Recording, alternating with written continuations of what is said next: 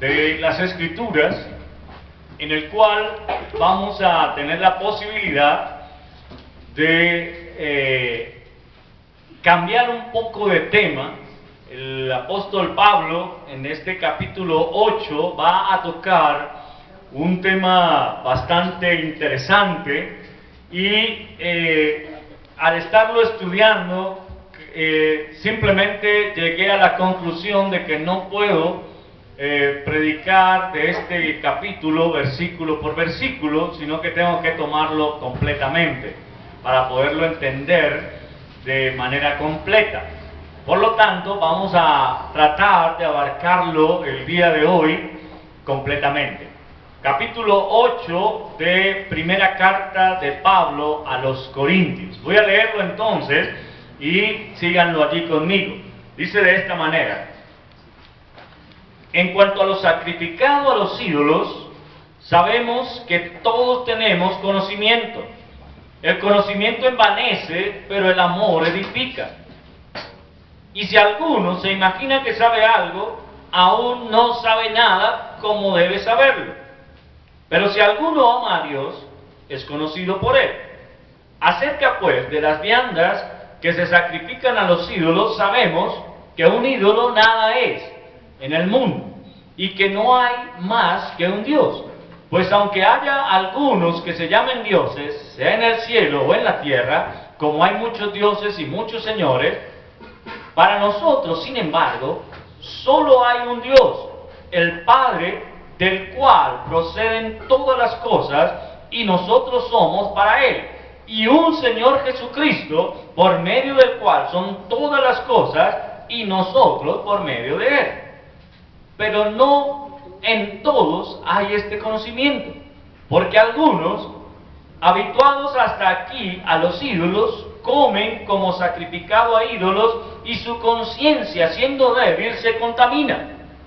Si bien la vianda no nos hace más aceptos ante Dios, pues ni porque comamos seremos más, ni porque no comamos seremos menos, pero mirad que esta libertad vuestra no venga a ser tropezadero para los débiles. Porque si alguno te ve a ti que tienes conocimiento, sentado a la mesa en un lugar de ídolos, la conciencia de aquel que es débil no será estimulada a comer de lo sacrificado a los ídolos. Y por el conocimiento tuyo se perderá el hermano débil por quien Cristo murió. De esta manera, pues, pecando contra los hermanos e hiriendo su débil conciencia, contra Cristo pecáis. Por lo cual, si la comida le es a mi hermano ocasión de caer, no comeré carne jamás, para no poner tropiezo a mi hermano. Vamos ahora. Padre, en este día estamos muy agradecidos contigo, porque tenemos la posibilidad de estar aquí reunidos con el fin de seguir aprendiendo más de lo que tu palabra nos enseña. Gracias te damos porque nos permitiste tener la posibilidad de entonar estos hermosos himnos que nos transportan en nuestra mente, en nuestro corazón, a esos momentos especiales contigo. Y gracias porque ahora podemos estar dispuestos también para estudiar tu palabra santa. Rogamos para que podamos estar muy atentos a ella y para que tu Espíritu Santo sea el encargado de afianzar en nosotros toda la verdad de tu palabra. Te agradecemos, Señor, porque solo tú eres digno de honra, solo tú eres digno de gloria, alabanza y honor. Ayúdanos, Padre, a estar atentos, de tal forma que tu palabra corra como ríos de agua viva por nuestro ser, vivifique lo más muerto de nosotros y nos haga esas nuevas criaturas que tú quieres que seamos. Te agradecemos, Señor, en nombre de nuestro amado Señor Jesucristo. Amén. Muy bien, como notamos en este capítulo 8, el apóstol Pablo cambia de manera radical el tema del que ha venido hablando, durante todo el capítulo 7 veíamos la parte de lo que es el matrimonio, la juventud, la soltería, la unión que debemos tener, y ahora Pablo se mete en otro tema, el cual es algo muy complicado y que estaba dando mucho que pensar dentro de la iglesia en Corinto. Toda vez que, como ustedes saben, la iglesia en Corinto estaba en un puerto marítimo al cual venía muchísima gente, y cada gente que venía a este lugar traía sus diferentes creencias, y por un lado, y por otro lado, los diferentes ídolos y dioses a los cuales adoraban. Al ser esto una ciudad costera, se podía de alguna manera mezclar todo tipo de enseñanzas, porque no solamente estaban habitando allí las personas de la ciudad de Corinto, sino que venían gente de todas partes de la tierra allí a traer enseñanzas diferentes.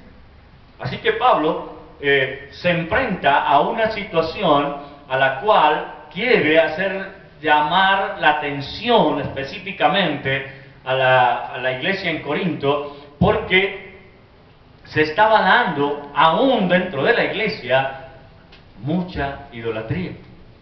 Mucha idolatría. Es por eso que Pablo inicia diciendo, en cuanto a lo sacrificado a los ídolos. Debemos recordar que durante todo el tiempo, la humanidad ha buscado la manera de adorar ídolos de alguna forma, y muchas de las prácticas que se daban era sacrificar animales y esparcir su sangre sobre la imagen con el fin, supuestamente, de adorar esa imagen. Ídolos les denomina el apóstol Pablo, ídolos. Ahora, ¿qué dice el Señor en ese entorno? Lo dice en uno de sus mandamientos de manera muy concreta. No tendrás dioses ajenos delante de mí. No te inclinarás a ellos. No los adorarás como a Dios. Una situación muy específica. Les envié el día de ayer un video corto muy interesante en torno a eso. Una mujer estaba dando una clase de historia, es una historiadora muy interesante de analizarla, no sé si lo alcanzaron a ver. Una historiadora estaba haciendo un análisis de la gran cantidad de imágenes que la Iglesia Católica ha metido dentro de sus filas. No estamos hablando de las imágenes de los santos y de Cristo crucificado y el divino niño, sino que estamos hablando de otras simbologías que aparentemente están ocultas dentro del catolicismo romano. Y no solamente están dentro del catolicismo, sino que están incluidas en muchas de las religiones del mundo. Muchas de ellas están allí manifestadas. Una de ellas, que es la más notoria de todas, y es una imagen que aparentemente no tiene ningún tipo de controversia al final, pero que definitivamente cuando se lee de manera concreta, uno empieza a darse cuenta que Dios ya había previsto esa situación. Y esta historiadora hacía mención de ello. ¿Cuál creen ustedes que sea esa imagen? ¿Ah? María. No, no es María. ¿La del Papa? Tampoco. ¿San José? Nada de eso. ¿Algún símbolo? ¿Algún nombre? Un símbolo. El sol. El sol es lo que identifica la gran mayoría de las imágenes que tiene la Iglesia Católica. Si ustedes miran, hay una imagen de San Pedro, en la cual lo que lo está coronando es el sol. Es el sol lo que lo está coronando. Y hay un pasaje de las Escrituras en el cual específicamente vamos a encontrar que Dios ya había previsto eso.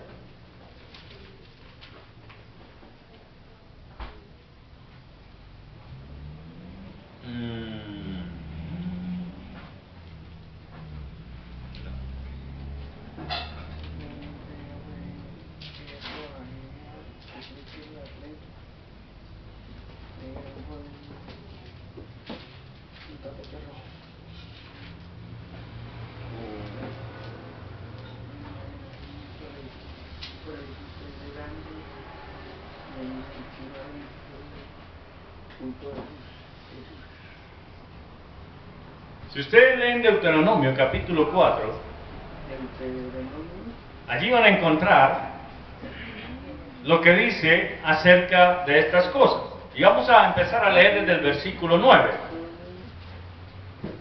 Deuteronomio capítulo 4, versículo 9, dice así: por tanto, guárdate y guarda tu alma con diligencia, para que no te olvides de las cosas que tus ojos han visto, ni se aparten de tu corazón todos los días de tu vida.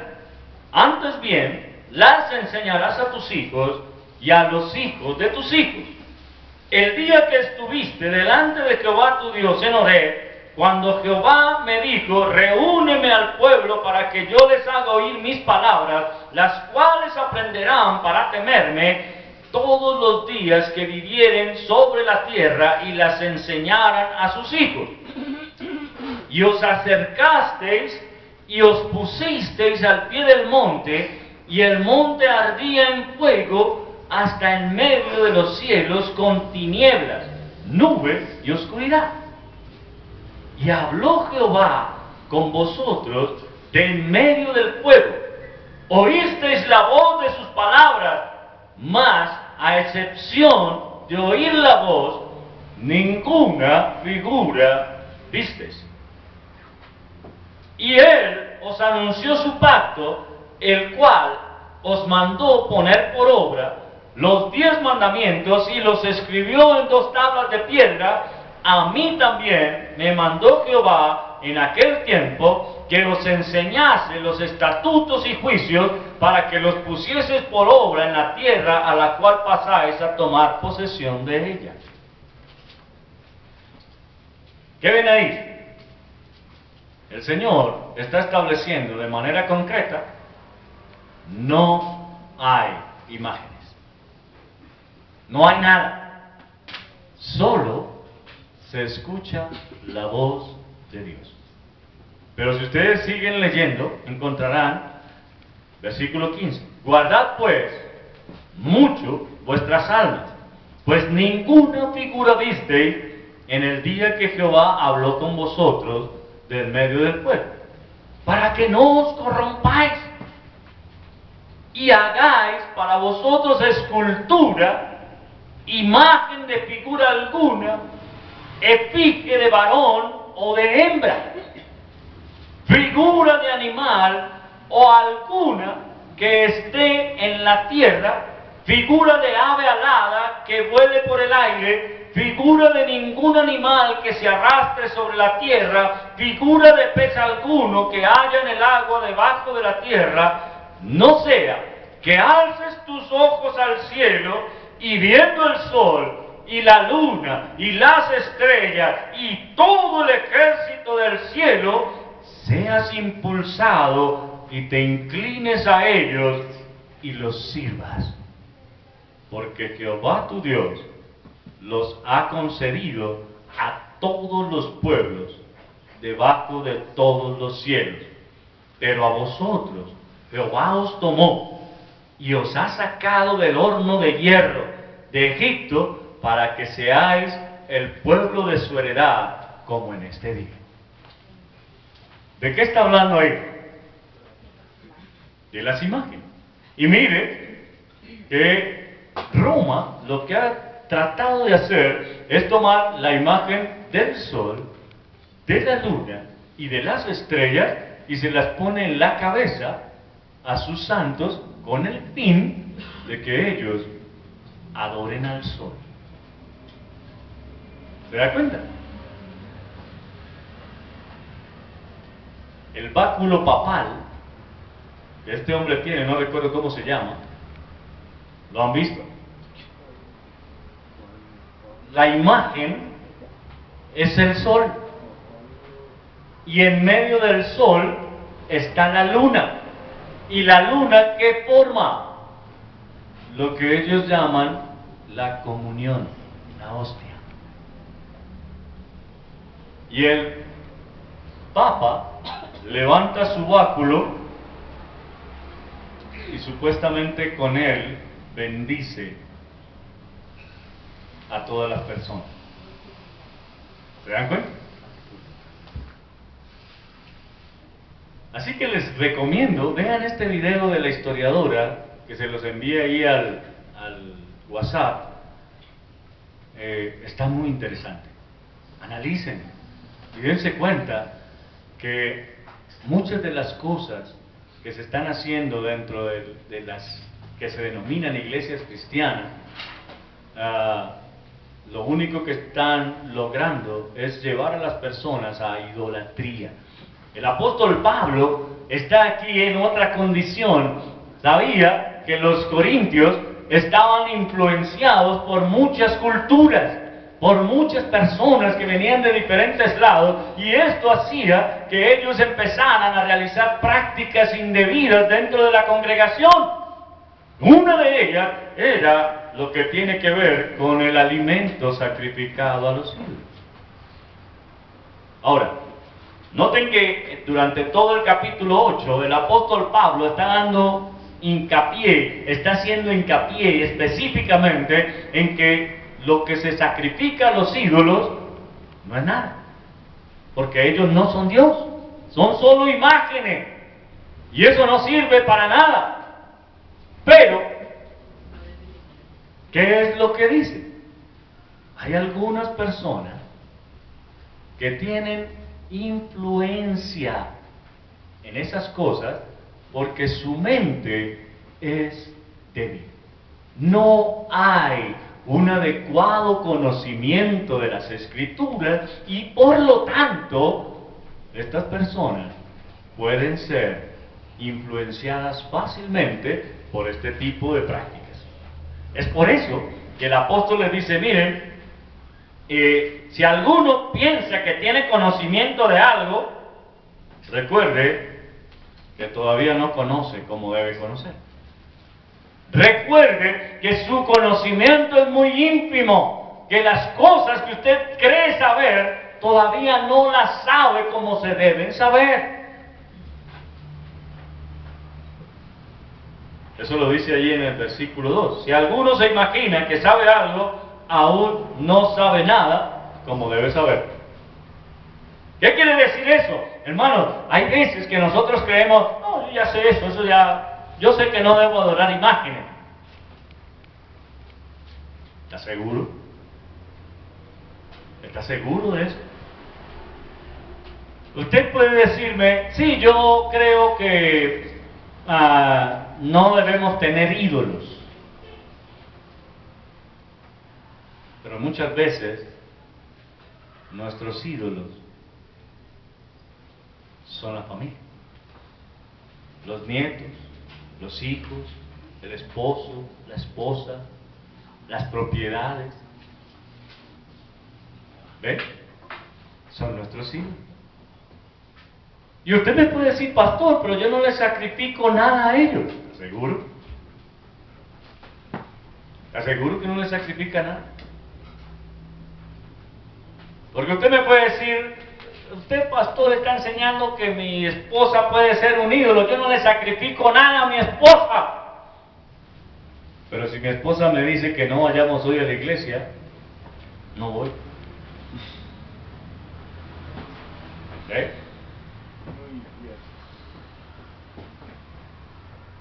Si mi papá, no, es que mis padres, ¿cómo van a ser mis padres un ídolo? ¿Cómo se le ocurre?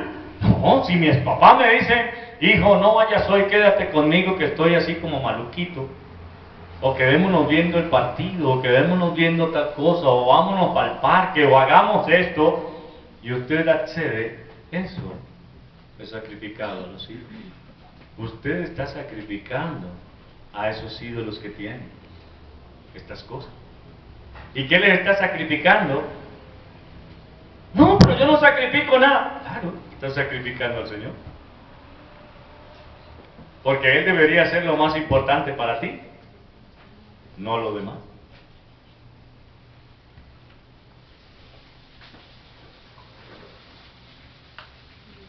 Amado hermano, le digo esto. Mire lo que dice el versículo 3. Pero si alguno ama a Dios, es conocido por Él. ¿Se da cuenta? Si alguno ama a Dios, es porque Dios te ama. Tú no puedes decir que amas al Señor si Él no te amó primero. Por eso dice el Señor en su palabra, no me elegisteis vosotros a mí, sino que yo os elegí a vosotros. ¿Se da cuenta? Así que usted no está aquí porque usted sea bueno. Usted está aquí porque Dios quiso que estuviera acá. Si Dios no lo hubiese querido, usted hoy estaría durmiendo en su cama hasta tarde sin ningún problema.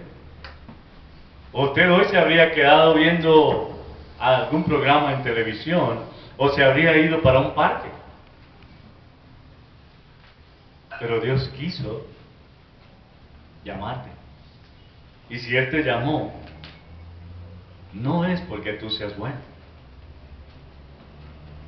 Hermano querido, tenga presente lo siguiente.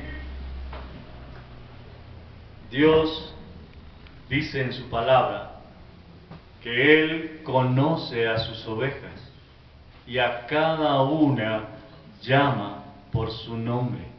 Y ellas oyen su voz y le siguen. ¿Se da cuenta? Así que, préstele atención a esto. Pablo está diciendo, mira, a los corintios les dice, miren, hermanos corintios, ustedes creen que conocen todas las cosas, pero la verdad es que no las conocen. Algo que nosotros debemos recordar, que era lo que estaba pasando con el pueblo de Israel, por lo cual Dios les llama la atención a la idolatría, desde allá, desde Éxodo, desde Levítico, Números y Deuteronomio. Ustedes van a encontrar que el Señor todo el tiempo está atacando una sola cosa, la idolatría. La idolatría. ¿Saben por qué? ¿Dónde estaba el pueblo de Israel antes que el Señor lo sacara? ¿Y qué características tienen los egipcios? Ellos adoraban aves, reptiles, el sol, la luna, las estrellas, el río y a las personas. ¿Se da cuenta? Miren la situación. Ustedes van a encontrar que en la historia de Egipto, ellos eran especialistas en hacer figuras de hombres o de mujeres ¿con qué? No, con caras de animales. Ellos estaban mezclando al hombre con el animal. Así que ustedes podrían fácilmente encontrar un cuerpo de mujer con cara de león o con cara de águila. ¿Se da cuenta? Ese tipo de mezcla eran algo que los egipcios practicaban constantemente y adoraban todo eso. A eso le llaman las esfinges. ¿Cierto? Pero, cuando Dios saca al pueblo de Israel de Egipto, ¿saben qué pasó?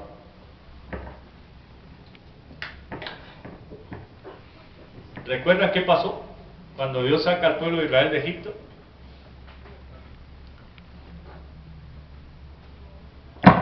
¿Sabe quiénes se fueron con ellos? Un gran número de egipcios se fue con ellos. Muchos de los egipcios dijeron, no, pues ya dejaron pobre a la ciudad de Egipto, al país, ¿qué vamos a hacer nosotros acá? Vámonos con ellos. Y se fueron. Muchos de ellos que anteriormente eran amos de los israelitas, ahora eran los esclavos de los israelitas. Miren cómo cambiaron las cosas. ¿Sí? Pero resulta que el pueblo de Israel, durante 400 años que estuvo esclavo en Egipto, aprendió a hacer y a adorar todas esas imágenes que allá tenían. Porque ellos fueron los encargados, como esclavos, de hacer las esfinges que los egipcios querían que hicieran. Así que para ellos era muy sencillo. Ellos aprendieron todo lo que es la orfebrería, ellos aprendieron todo lo que es el tallaje, ellos aprendieron todo lo que es la modelación en barro y todas estas cosas, con el fin de poder tener satisfechos a los egipcios, haciéndoles todo este tipo de imágenes. Por eso es que Dios tiene que decirles, no te harás imagen. ¿Se da cuenta? Ustedes vienen acostumbrados a que allá en Egipto hacían todo ese tipo de esculturas, hacían todo ese tipo de imágenes a los cuales los egipcios adoraban y los obligaban a ustedes a adorar también. Pero ahora, ustedes han sido liberados por mí, su Dios, y no deben hacerse ninguna imagen. Ninguna. Así que, aparte de hacer las imágenes, ellos también sabían todo lo que implicaba la adoración a estas imágenes. Y es lo interesante, porque aparte de sacrificar animales para que estos supuestos dioses estuvieran agradados, también se sacrificaba seres humanos. Muchos de ellos adoraban a un dios que se llamaba Marduk. Y este dios lo representaban con una figura de hombre con sus brazos así, sentado, y debajo de sus brazos había fuego. Así que, ¿qué hacían? Tomaban a los niños pequeños y los acostaban en los brazos de Marduk y encendían el fuego, quemando a sus propios hijos vivos. Porque no los mataban antes. Allí los ponían a asar específicamente a los brazos de Marduk. Pero también había otra que era más cruel, y esa era una imagen que tenían los egipcios también. Era la imagen de un toro. Y este toro, por dentro, era hueco. Así que ellos habían hecho una compuerta, un animal gigante, habían hecho una compuerta y por esa compuerta metían a personas vivas. Cerraban la compuerta y de inmediato prendían fuego sobre el vientre del animal. Las personas literalmente se asaban dentro, porque el material con el que estaba hecho esa escultura de ese toro no se derretía, pero se calentaba de una forma impresionante. Y no era solamente el calor del vientre del animal, sino que el mismo humo que se producía por las quemaduras del cuerpo asfixiaba a los que pudiesen estar allí vivos.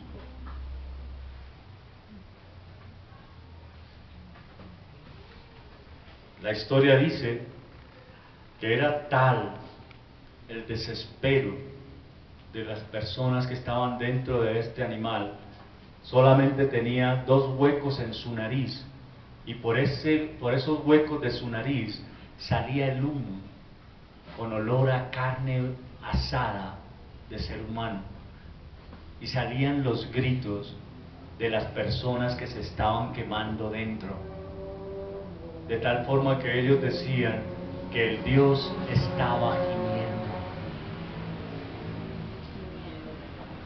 ¿Se dan cuenta? Estas eran prácticas que hacían los egipcios, pero también los babilonios. Ellos hacían este tipo de prácticas. ¿Y saben algo? No era cualquier persona la que era metida allí en ese toro. ¿Saben quiénes eran? ¿No se lo imaginan?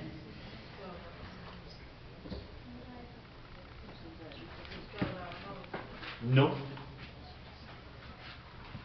Eran las doncellas del pueblo, que eran sacrificadas, entregadas en sacrificio a ese toro.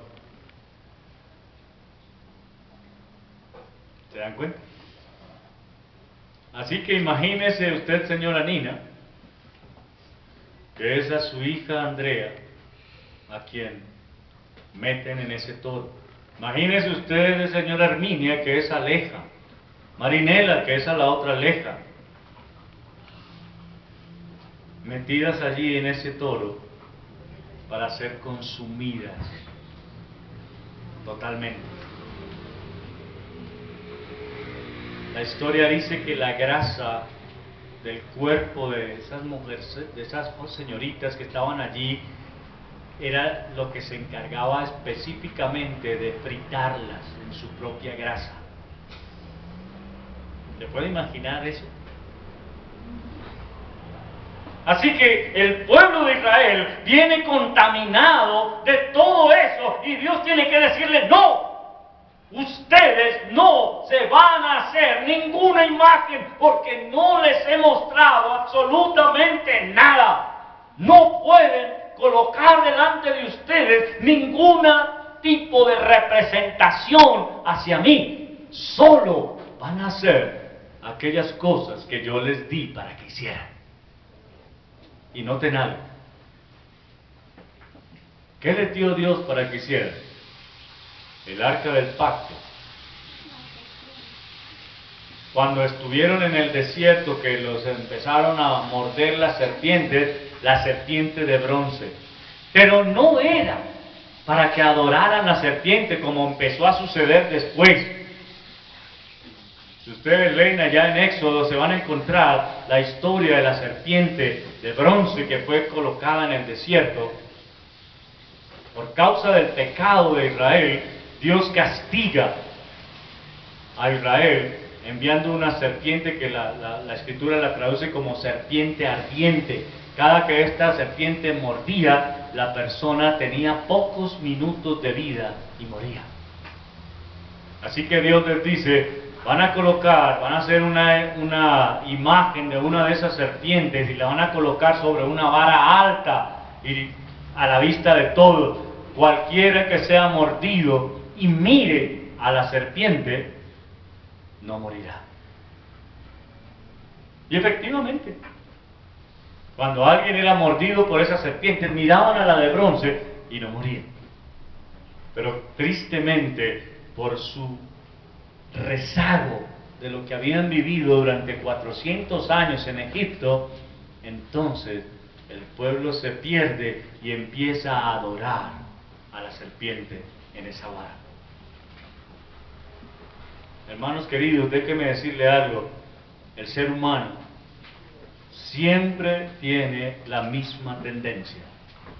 Siempre está buscando algo que adorar, algo que le represente de alguna manera fe. Por eso es que la gran mayoría de iglesias tienen esto que ustedes ven aquí, una cruz colocada, porque para muchos es necesario que haya algo que me represente lo que creo.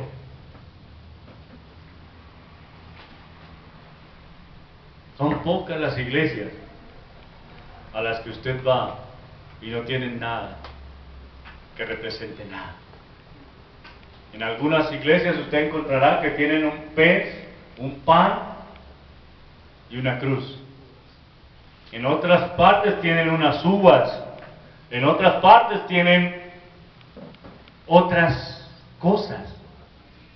Y Dios es muy claro en su palabra: no te harás ninguna imagen, ninguna. ¿Ve? Así que, al igual que los israelitas, los corintios estaban influenciados de muchas otras culturas. Y esto había logrado que algunos de ellos empezaran a dejar de lado la palabra de Dios para seguir lineamientos de hombres, para empezar a dejarse influenciar por lo que los otros hacían o dejaban de hacer. De tal forma que miremos lo que dice el versículo 4. Acerca pues de las viandas que se sacrifican a los ídolos, sabemos que un ídolo nada es en el mundo. Nada. Pero, el versículo 7 dice, pero no en todos hay este conocimiento. Porque algunos, habituados hasta aquí a los ídolos, comen como sacrificado a ídolos. Es decir, yo les contaba la historia de una tribu indígena a la cual un misionero llegó, y dice la historia que cuando el misionero llegó, los indios de esa tribu acostumbraban, cuando iban a almorzar o a comer los alimentos, tomaban el plato y empezaban a hacer esto.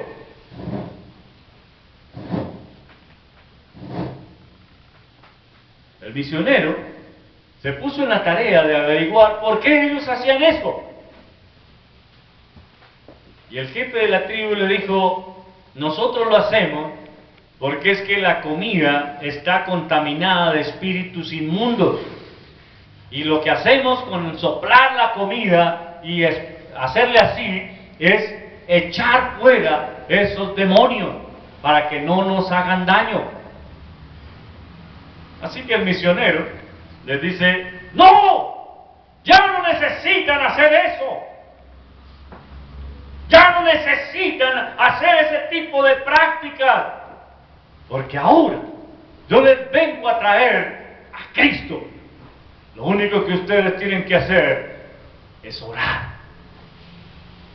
Y efectivamente, a la vuelta de unos meses, ya ellos no estaban haciendo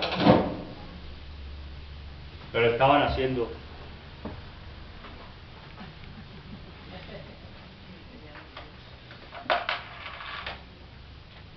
Simplemente cambiaron una práctica por otra. Es exactamente lo mismo que usted ve cuando pasa en un bus o cuando va por cerca de una iglesia católica, a la gente que de una vez empieza.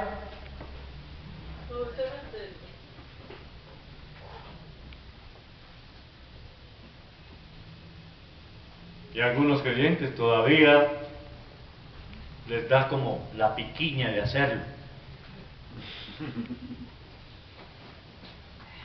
Como que todavía les pica el brazo. Entonces ya no lo hago así, pero...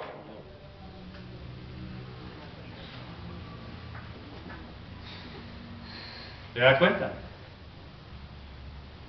Y eso, por no decirles lo que muchas iglesias, muchas personas que he visto, acostumbran a hacer cuando toman alimentos. Con la cuchara,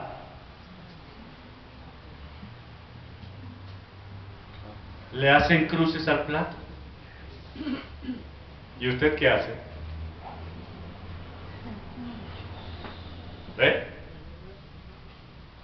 Y hay algunos que todavía oran diciendo, Señor, que estos alimentos nos caigan bien. Bendice estos alimentos y que no nos hagan daño.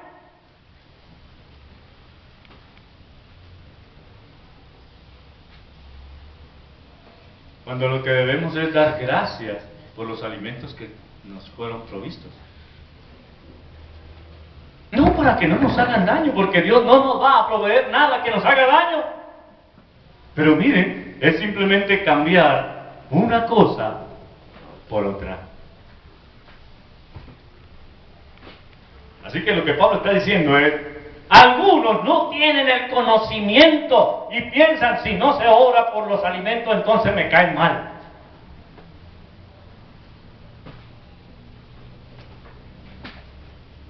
¿Sí? Y hay algunos que dicen, no, es que Pablo enseñó que si comiéramos, el Señor mismo dijo que si comiéramos cosa mortífera, no nos haría daño si oramos. Ahí no dice eso. Eso no lo dice. Hermano, noten que muchas veces estamos simplemente cambiando una práctica por otra. Porque no hay un verdadero conocimiento. Entonces seguramente ustedes de los que antes le echaban las cruces a la sopa y ahora simplemente agacha la cabeza y dice gracias por los alimentos y que me caigan bien. Es exactamente lo mismo. Porque a veces ni siquiera gracias damos, sino te pedimos para que estos alimentos sean de provecho. ¿Ve?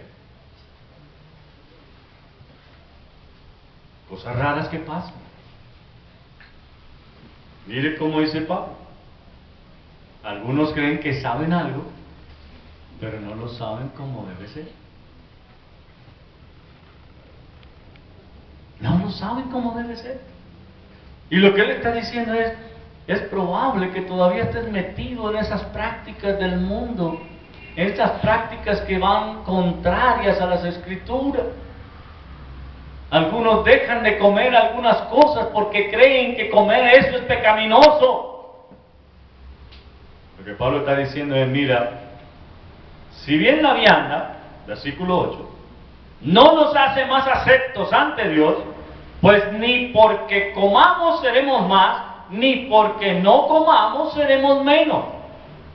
¿Qué es lo que Pablo está diciendo? Mira, tú puedes comer de todo, el Señor te dio la libertad en su palabra para que comas de todo. Pero si para ti es malo comer cerdo, pues no comas cerdo. Porque seguramente el día que comas cerdo, vas a sentir que pecaste.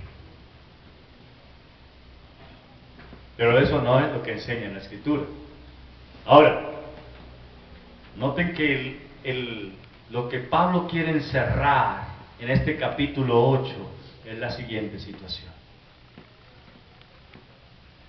Puede que en medio de nosotros haya algunas personas que son débiles en la fe. Hay algunas personas que todavía consideren que hay algunas cosas que no se deben comer.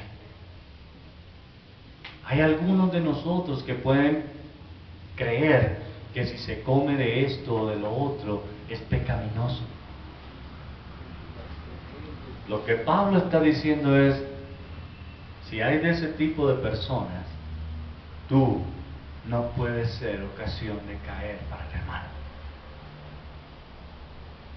No hagas que por lo que tú comes o dejas de comer, tu hermano que es débil en la fe, peque y caiga.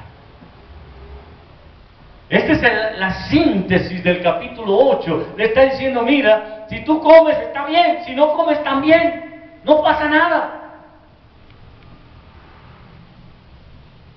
No sabemos si la comida que compramos en tal restaurante, o la que vamos al almorzadero, o la que vamos a tal sitio, ha sido sacrificada a algún ídolo.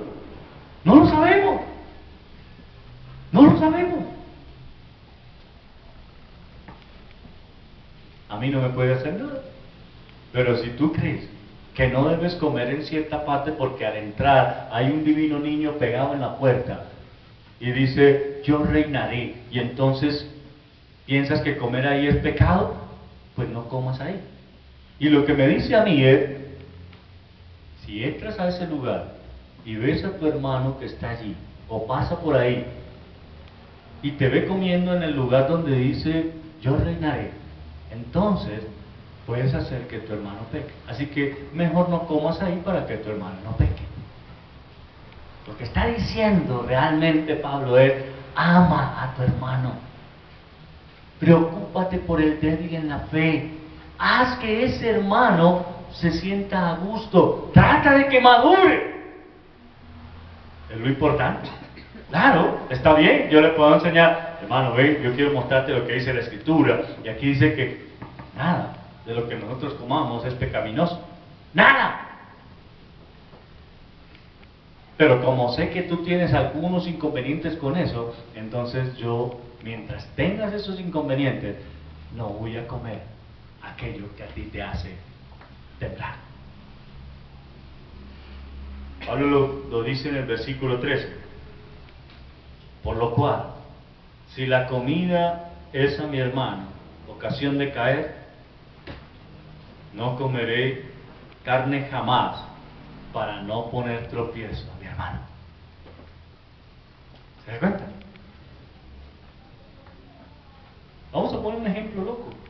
Si usted dice, pastor, yo al leer la Biblia tengo dudas porque como la sangre del Señor es roja, y si yo me pongo un vestido rojo, entonces yo siento que estoy pisoteando la sangre del Señor, entonces yo no me voy a volver a poner ninguna prenda roja.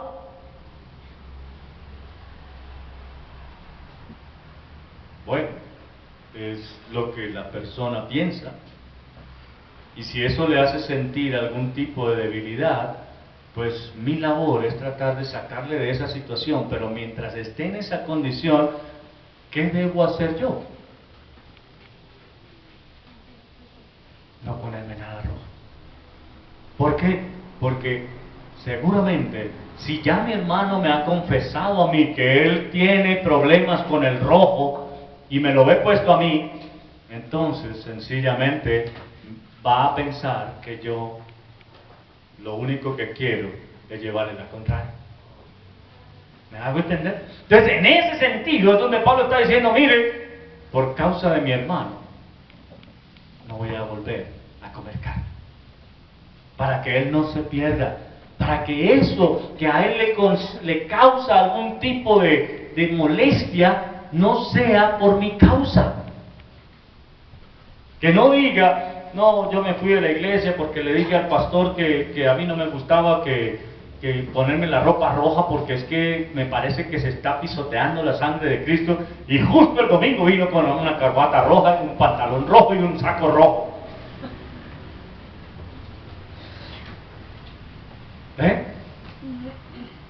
Ok, hermano, si para ti eso es un problema, me la pongo. Y no voy a hacer que caigas por algo como eso. Eso es lo que Pablo está diciendo. Hermano querido, tenga presente algo. Venimos de un mundo en el cual hemos estado cada uno por ¿cuántos años? ¿Cuántos años tiene usted de vida en este mundo? ¿Cuántos años tiene de ser creyente? Así que, si hacemos una comparación, seguramente los años de estar en el mundo han sido menos de los de ser creyente. Y como son menos, ¿qué es lo que más le ha influenciado? Lo que hizo cuando no era creyente. ¿Ve? Y eso que usted hizo cuando no era creyente, muchas veces lo arrastramos aún dentro del cristianismo. Y hay personas a las cuales les cuesta mucho trabajo salir de algunas de esas prácticas que se hacían. Voy a ponerles otro ejemplo. ¿Se acuerdan cuando generalmente las personas, bueno, yo no, porque los que crecieron dentro de una casa donde se les enseñaba el catolicismo, cuando se iban a acostar, ¿qué era lo que generalmente les hacían repetir a los niños? ¿Ah? Un rosario. Ángel de la guarda. ¿Y si ve que hasta se lo saben todavía? ¿Cuántos años han pasado? ¿Y hoy por qué lo cambiamos? Salmo 23. ¿Salmo 23? O el 91. Tampoco. ¿No? Por lo menos en mi caso. Salmo 4. Ah, entonces me acostaré. ¿Ve? En paz me acostaré y asimismo dormiré, porque solo Jehová me hace vivir confiado. ¿Se da cuenta? ¿Qué hizo? Cambiar una práctica por otra. Ni siquiera lo dice porque sea verdad, sino porque hay que decir algo antes de acostarnos.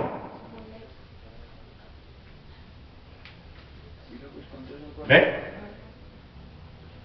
Usted acostumbraba cuando estaba allá pasar por el cementerio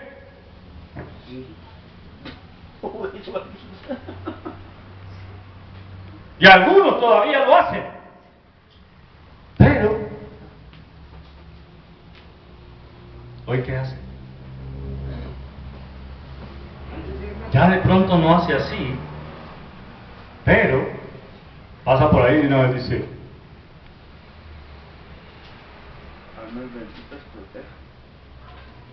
lo que nos enseñaron de las almas benditas, lo que nos enseñaron, ¿saben qué? Antes eran las almas benditas, ¿hoy qué es?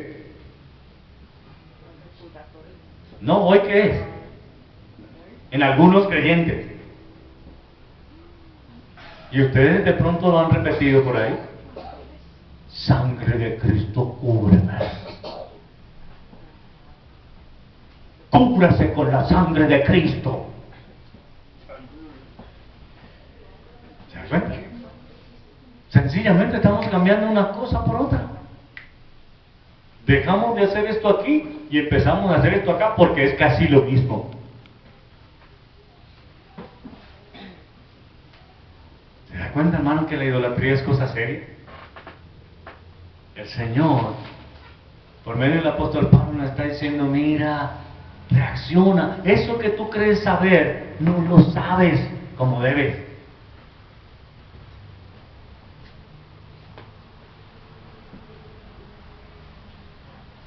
Por eso es importante este capítulo 8, en el cual Pablo nos está diciendo: mira, la comida no es problema, pero si la comida es problema para algunos, no comas, para que ese uno al que le es problema tu comida no se pierda.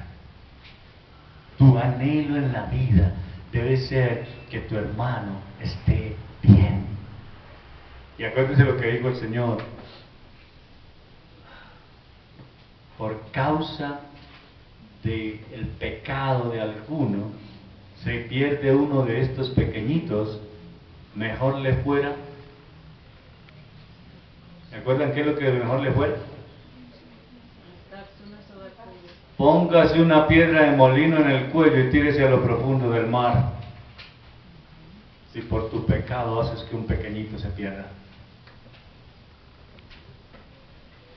¿Ven? ¿Qué es lo que está haciendo el Señor al decirnos estas cosas? Nos está diciendo: hay debilidad en el ser humano.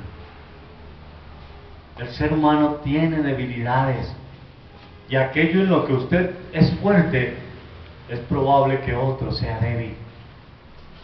Pongámoslo de esta manera: algunos tienen la fortaleza de que a todas partes llegan a tiempo, otros tienen la debilidad de que a todas partes llegan tarde.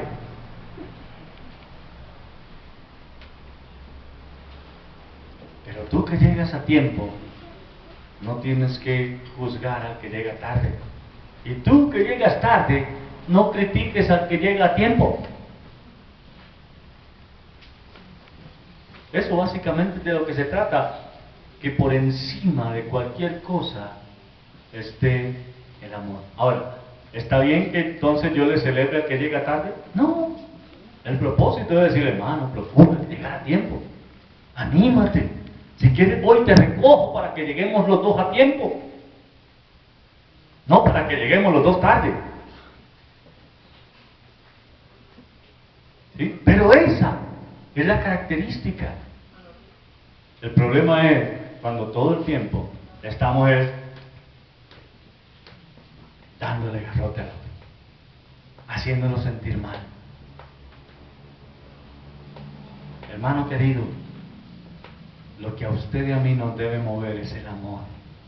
Y por eso aquí dice: pero si alguno ama a Dios, es conocido por Él. Mire, hermano, piense en esto. Si cualquiera de nosotros está aquí, es porque Dios nos ama. No por nada. Así que yo creo que a usted Dios le ama. ¿Y usted cree que a mí me ama? Entonces, si Él le ama a usted y me ama a mí, usted y yo somos amados por el mismo Señor. Y si somos amados por el mismo Señor, es porque Él es nuestro Señor. Y si Él es nuestro Señor, usted y yo somos siervos del mismo Señor. Entonces, ¿por qué peleamos? ¿Por qué queremos hacer sentir mal al otro? Nuestro propósito debe ser: sirvamos al Señor juntos con alegría. Hagamos que los demás también se sientan a gusto sirviendo al Señor. ¿Ven? ¿Qué comes? ¿Qué hablas? ¿Qué haces? ¿Qué no haces?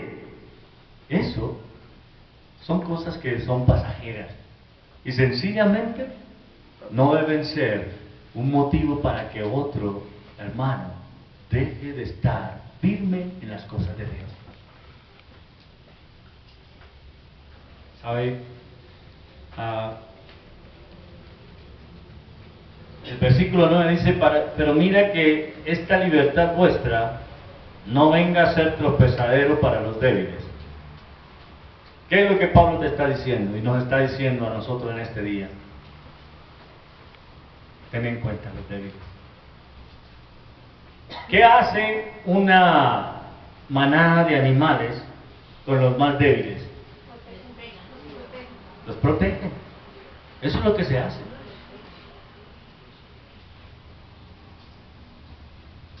Se protege a los débiles.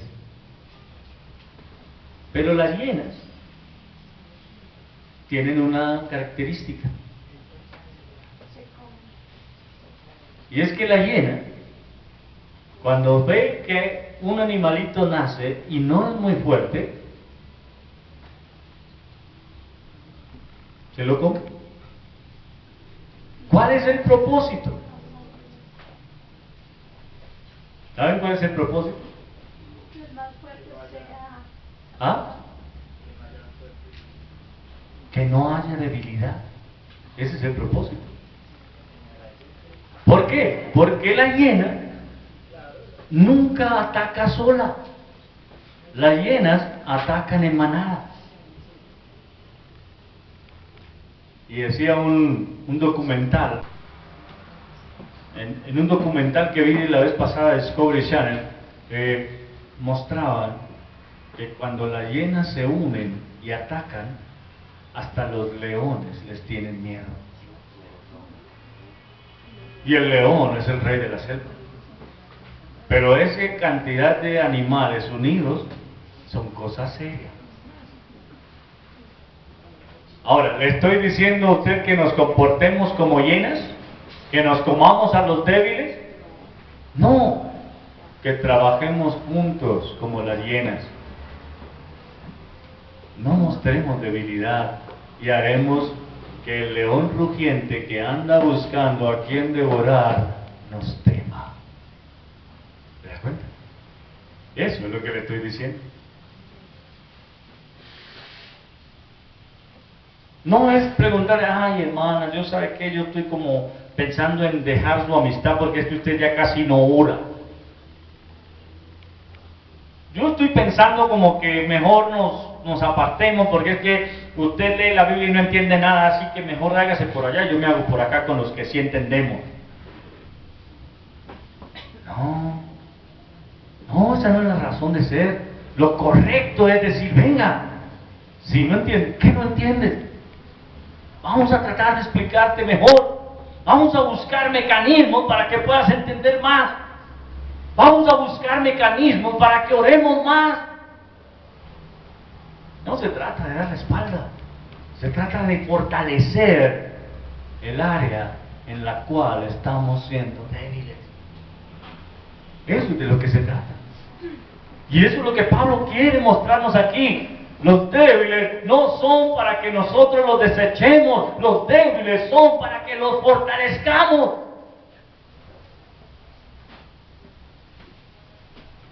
Tengo un sobrino que está en Estados Unidos. Cuando se fue de aquí, era flaquito. Llegó allá y se puso como un tanque,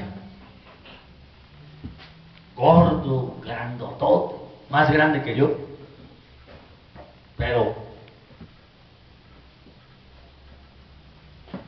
y un día se puso en la tarea de decir,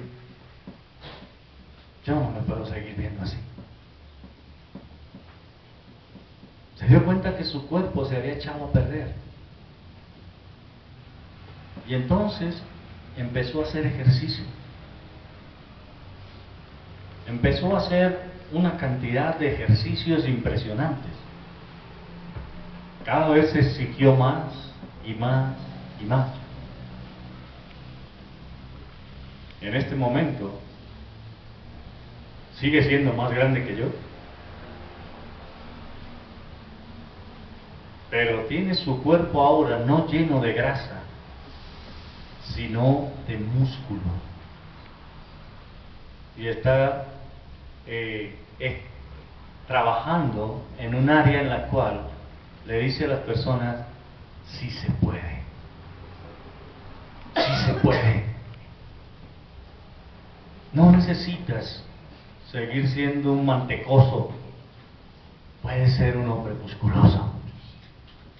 Y él muestra sus fotos de cómo era y cómo es. Dice, antes y ahora. Y usted se queda aterrado. Porque es que cuando usted ve la foto de él antes y ve lo que es ahora, uno dice, pero ¿cómo logró ese cambio? Y él dice, con mucho esfuerzo y buena comida. Toca cerrar el pico y dejar de comer todo aquello que engorda. Hay que empezar a hacer las cosas bien. Así que él ahora trabaja vendiendo suplementos dietarios y una cantidad de cosas con el fin de poder arreglarle alguna forma la vida a otros. Pero ¿qué le quiero decir con esto? En la vida cristiana nosotros podemos hacer lo mismo. Si tú eres robusto espiritualmente, no te guardes el secreto. Compártelo con aquel que está debilucho espiritualmente. Y dile, mira, yo era como tú, debilucho, pero el Señor me ha permitido tener un acercamiento a Él. Me ha permitido tener un nuevo encuentro con Él. Y esto me ha llevado a fortalecer las partes débiles de mi cuerpo. Finalizo con esto, hermano querido. Cuando los soldados en el ejército romano salían a la batalla, ellos cubrían con mayor esfuerzo las partes más débiles de su cuerpo. Ellos no cubrían sus muslos, porque eran fuertes. Ellos no cubrían sus brazos, porque eran fuertes.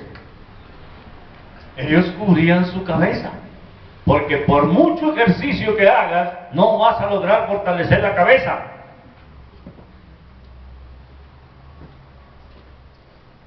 Ellos ponían un aparato de acero en su cabeza para que las flechas no pudiesen ingresar fácilmente. Pero también cubrían su corazón, porque por muy fuerte que tuviera el pecho, cualquier flecha podía atravesarlo y tocar su corazón, causándole la muerte. Así que por eso ellos ponían una coraza de cuero templado y tensado de tal manera que cuando la flecha tocaba, rebotaba, por muy filosa que fuera.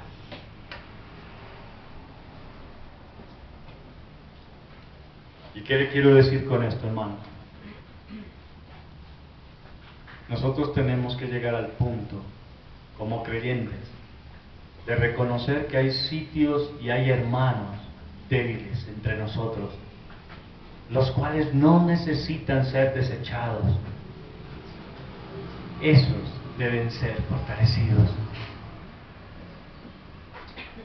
y deben ser cuidados por aquellos que creemos que estamos más fuertes.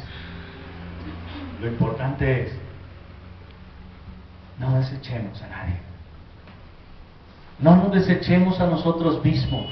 Si tú te consideras débil, hazlo saber.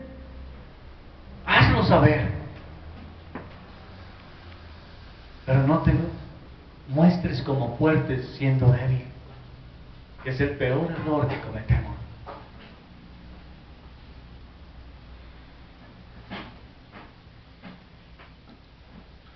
David, cuando fue a enfrentar a Goliat, Saúl quiso protegerlo y le dijo: ponte mi armadura, que es la mejor. Ponte mi armadura. Y David se la puso, pero cuando intentó caminar con ella dijo: no, con esto no puedo. Esto, en lugar de permitirme el movimiento, me lo obstaculiza. Yo no soy de esto, quítenmelo, porque mi protección está en Dios. Él es mi protector. Y yo no voy a ir a pelear una batalla sin la protección de Dios, porque Él va delante de mí. Por eso es que cuando el Goliat le dice: hoy voy a dar tu cuerpo a las aves del cielo, David pudo decirle: tú vienes a mí con espada y lanza y jabalina, pero yo vengo a ti en el nombre de Jehová, en el nombre del Dios de los ejércitos, el Dios de los escuadrones de Israel, a quien tú has provocado. Y Él hoy me dará la victoria contra ti y tu cuerpo será comida de las aves. ¿Se da cuenta? David no estaba confiando en su espada. David no estaba confiando en la armadura de Saúl. David tenía su confianza puesta en Dios. ¿Y tú en quién? ¿En qué estás confiado? Piensa en eso el día de hoy. Pablo te está diciendo, hermano, hay debilidad en nosotros, pero la debilidad no es para ocultarla. La debilidad es para que se vuelva fortaleza en las manos de Dios. Pon tu debilidad en sus manos y serás fuerte. Vamos a orar. Padre, te damos muchas gracias, porque este capítulo 8 nos muestra cuán importante es que nosotros podamos reconocer que hay entre nosotros hermanos que son débiles